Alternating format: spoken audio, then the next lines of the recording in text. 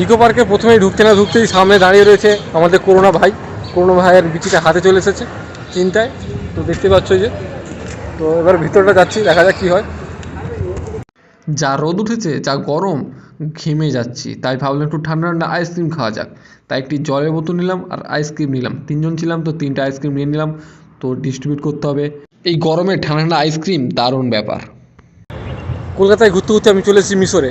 মিশরে দেখতে পাচ্ছেন পিরামিড, কত উঁচু উঁচু বড় বড় লম্বা লম্বা পিরামিড দেখতে পাচ্ছেন। দেখতে পাচ্ছেন কীরকম বড় বড় পিরামিড এখানে এখানে রয়েছে। চারদিকে ঘিরে রয়েছে পিরামিডে ভর্তি। চলো তারপর দেখতে পারি কী কী রয়েছে এখানে। কিছু ছেলে ছবি তোলার চেষ্টা করছে পিরামিডের সঙ্গে, কিন্তু ভুলবশত যদি ভিতর থেকে মমি জেগে যায় তাহলে খুব মুশকিল। তাই সাবধানে আস্তে আস্তে ভিতর থেকে বেরিয়ে চলো বাইরের দিকে।